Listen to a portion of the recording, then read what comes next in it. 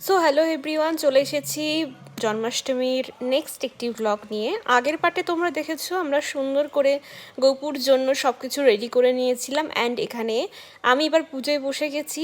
একে একে সমস্ত কিছু করে নিচ্ছি। গোপুকে স্নান করানো হয়ে গেছে, এরপর গোপুকে সুন্দর করে আরতি করা হলো। আর এখানে দেখো প্রসাদের মধ্যে আমরা সব কিছু রেখেছিলাম, বিভিন্ন রকমের মোয়া, নাড়ু, এছাড়াও ছিল ফল, দই, মিষ্টি, এছাড়াও চকলেটের কিছু চিপস, চকলেট, আর ছিল এদিকে ছিল খিচুড়ি, ছ্যাঁচড়া, এদিকে পোলাও, আর এদিকে ছিল হচ্ছে সুন্দর একটি কেক, ক্ষীর, ছানা, মালপোয়া, তাছাড়াও ছিল সুজি, পাটিসাপটা, সব কিছুই সুন্দর করে গুছিয়ে গোপুসোনাকে দেওয়া হয়েছিল। সাথে তো অবশ্যই পায়েস, জন্মদিনে পায়েস ছাড়া কী করে চলে বলো। সব কিছুই আমরা সুন্দর করে সাজিয়ে গুছিয়ে নিয়েছিলাম। কেমন লাগছে অবশ্যই জানিও। জানি এখন দুর্গাপুজো চলে এসেছে, আর আজকে হলো শুভ মহাপঞ্চমী।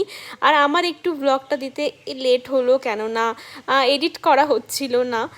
সো কেমন লাগছে অবশ্যই জানিও। আর এই জন্মাষ্টমীর দিনটাতে আমরা খুব খুব মজা করেছিলাম। আমার মা বোনও এসেছিলো আমার এই শ্বশুরবাড়িতে, যেহেতু গোপু আমাদের বাড়িতে ছিল তাই এখানেই সব কিছু করেছিলাম। আর এই বাড়িরই আমার শ্বশুরবাড়িরও এই সুন্দর মিষ্টি গোপুটাও ছিল।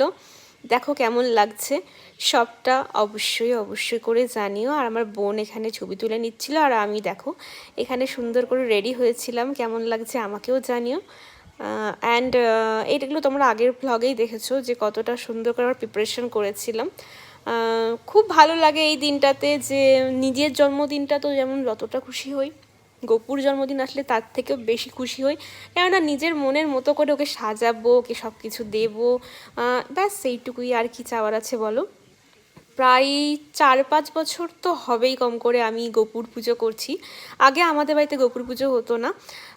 আমি মানে একটা মাটির গোপাল নিয়ে প্রথম পুজো করেছিলাম, তারপর থেকে আস্তে আস্তে করি। অ্যান্ড সেটা আমার মা বাবা ভীষণ আমাকে সাপোর্ট করেছিল, আমি সুন্দরভাবে সবটা গুছিয়ে করতাম। অ্যান্ড এই বছর যেহেতু আমার বিয়ে হয়ে গেছে 2025-এ, শ্বশুরবাড়িতে এসেও আমি গোপুকে নিয়ে এসেছি, অ্যান্ড ওকে যতটুকু পারছি একটু সেবা করছি। অ্যান্ড তার আগে আমরা এই কিছু শপিং করে নিয়েছিলাম, সেই শপিংয়ের ব্লগও তোমার সাথে শেয়ার করেছি। তো কেমন লাগছে অবশ্যই জানিও। আর চলো তাহলে সকলকে জানাই শারদীয়ার অনেক অনেক শুভেচ্ছা ও ভালোবাসা। সকলে খুব ভালো করে পুজো কাটাও, আনন্দ করো, মজা করো, সকলকে নিয়ে থাকো, পরিবারের সাথে থাকো। চলো দেখা হবে নেক্সট কোনো একটি ব্লগে। আজকের মতো টাটা, বাই বাই।